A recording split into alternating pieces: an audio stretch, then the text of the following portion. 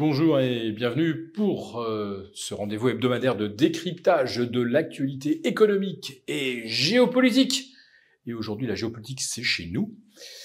En mode affranchi, je salue tous les abonnés de TV Liberté. Et la thématique hebdomadaire, eh bien, ce sera l'état d'urgence, ça ne sent pas bon. Vous voyez certainement à quoi je fais allusion, c'est-à-dire l'état d'urgence en Nouvelle-Calédonie, l'aéroport de Nouméa fermé pendant une semaine. C'est la première fois qu'un territoire français se retrouve à ce point isolé. Les habitants de Nouméa commencent à manquer de vivre, que cela se passe dans l'environnement de la République est quelque chose d'absolument exceptionnel, presque jamais vu. Certes, il y avait eu quelques morts dans les années 80-90, on se souvient de l'épisode de la grotte d'Ouvéa, et les problèmes avaient été réglés grâce à l'émergence d'un fragile consensus assez subtil où l'on ménageait les subtilités et où la France s'abstenait d'appliquer le droit français, le droit qui est en vigueur sur le continent, également en Guadeloupe et en Martinique, mais, je le répète, Nouméa a un statut différent. Et voici donc Nouméa à feu et à sang, et la situation donc est à ce point critique que le gouvernement français a donc décrété l'état d'urgence. Il faut donc remonter à 40 ans pour voir un état d'urgence décrété dans un département ou un espace administré par la France.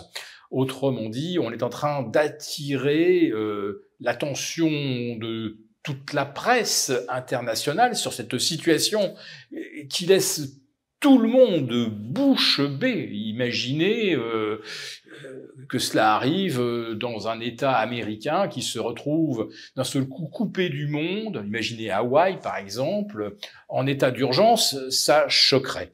Et bien entendu, derrière, tout le monde se demande, mais pourquoi ?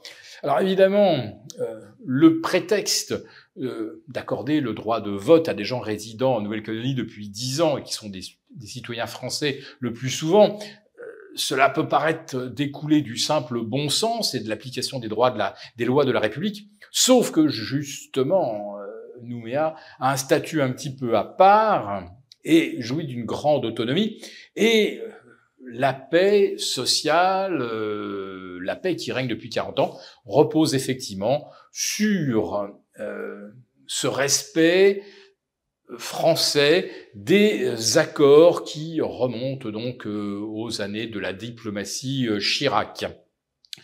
Donc, si jamais Nouméa a décidé de porter ses revendications devant l'ONU, revendications indépendantistes, eh bien, la France se retrouverait dans une situation extrêmement inconfortable.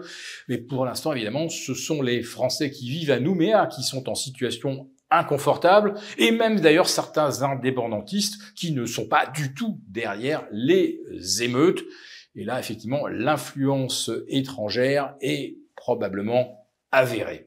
Alors j'essaie de terminer peut-être quand même avec de bonnes nouvelles concernant la France. Après le sommet de Versailles où tous les PDG des multinationales ont été invités et royalement accueillis, naturellement, eh bien on a décroché pour plus de 15 milliards de projets d'investissement et jusqu'à 56 projets d'ailleurs. Et on était tout fiers d'ailleurs de nous annoncer qu'Amazon allait investir 1 milliard de plus en France. Sauf que dans le même temps, en Allemagne, c'était 8 milliards. Et McCain qui va moderniser ses chaînes de production, on s'en réjouit naturellement, ça va nettement augmenter sa productivité et créer quand même la bagatelle de 5 emplois. Alors puisque je parle de l'emploi, eh bien vous savez qu'il y a deux choses qui sont en gestation. D'une part, la réforme de l'UNEDIC et deuxièmement la réforme du RSA. ce qui signifie qu'en fait on va créer 2 nouvelles catégories de sans-emploi, ce qui va évidemment favoriser tous les tripatouillages statistiques. Mais également, les indemnités de chômage vont être revues. Alors, pas la durée d'indemnisation, ça serait socialement explosif et surtout avant les élections européennes, mais 2 choses vont être durcies, les conditions d'accès et deuxièmement, le montant des indemnités qui sera réduit beaucoup plus rapidement. Bien entendu, nous en saurons un peu plus après les européennes. Pour vous remercier de votre fidélité, vous pouvez télécharger gratuitement, en suivant le lien ci-dessous, un guide complet sur l'achat d'or physique qui représente un investissement de choix en période économique incertaine et surtout d'inflation. Merci et à bientôt.